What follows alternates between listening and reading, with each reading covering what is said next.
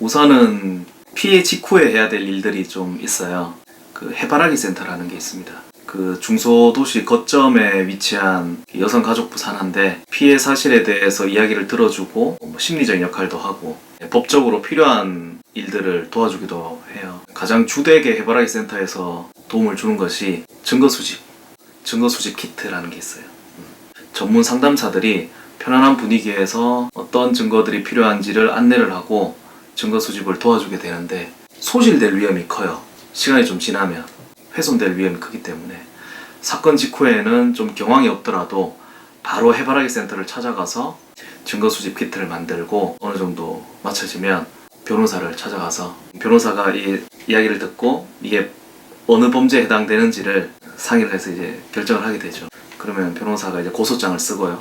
경찰서에 접수를 하고 그럼 경찰관이 먼저 이제 고소인을 먼저 불러요. 그럼 그때 있었던 사실에 대해서 진술을 먼저 하고요.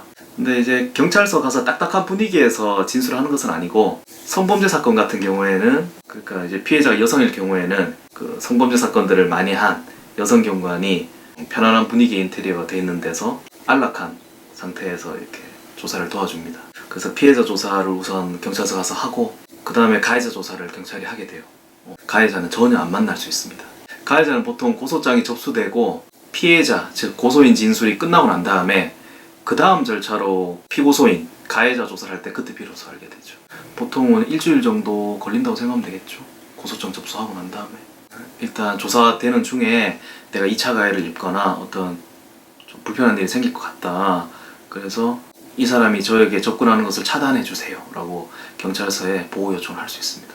물리적으로 뭐 경찰이 이 사람을 붙들고 있고 이렇게 할 수는 없지만 이 사람한테 통보를 하죠. 당신은 이러이러한 사실로 지금 가해자로 조사를 받게 되었으니 피해자가 불편해하니까 이런 행동을 하지 마시오.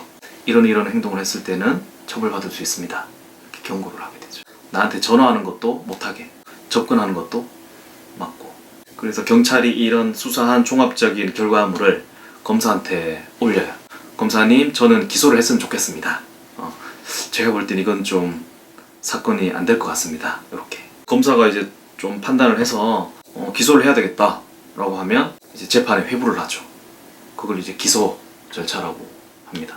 그래서 기소가 되면 형사재판이 시작이 돼요. 그 이제 1심 재판 끝나면 2심 재판 끝나면 3심 재판 재판이 길게 진행이 되죠. 이런 성범죄 사건은 피해자와 가해자가 맞닥뜨렸을 때 그 피해자가 받는 충격이 범행 당시의 충격에 거의 상응한다는 것을 이제 우리 수사기관들도 다 인지를 하고 있기 때문에 경찰 조사 때는 마주칠 일이 전혀 없고요.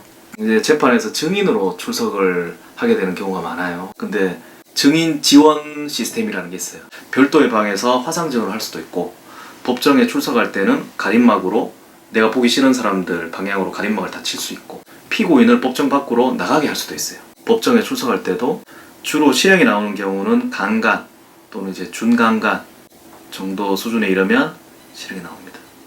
3년 정도. 높지 않죠. 언어적인 성희롱은 우리나라 사회에서는 실형이 나오긴 아직까지는 좀 어렵다고 보죠. 강제추행의 경우에도 실형이 나오는 경우는 아주 드물다고 생각이 되고 형사랑 민사랑은 별개예요. 형사에서 이 사람이 무죄가 나오더라도 민사적으로는 손해배상 청구를 해서 인정이 될 수 있어요. 형사에서는 일신이 구속되거나 벌금을 내서 전과가 생기거나 가해자한테 오는 타격이 좀 크거든요. 그래서 형사는 좀 깐깐하게 보죠. 범죄자를 너무 많이 만들면 또 안 되잖아요. 민사에서는 불법행위라고 해요. 좀 범위가 넓죠. 배상을 돈으로 하니까 좀 범위를 좀 넓게 봐줘요. 이 사람의 언어 또는 행동, 신체 접촉 이런 것들이 나에게 불쾌감을 주고 나에게 성적 수치심을 주고 내 성적인 자기 결정권을 침해했다 라고 어느 정도 인정이 되면 이것은 인격권을 침해했기 때문에 정신적인 피해가 있다라고 당연히 추정이 된다. 이렇게 이제 판례가 굳어졌어요. 그래서 형사에서 무죄가 나오더라도 민사에서는 충분히 인정이 될 수 있는 여지가 있으니까 그 돈을 받는다고 내가 위로가 되진 않겠으나 이것이 불법 행위였어 라는 확인을 받는 것만으로도 어느 정도는 좀 위로가 될 수 있고 그 가해자에게도 반성할 수 있는 기회를 줄 수 있으니까 할 수 있는 모든 수단들을 다 해보는 게 좋겠죠.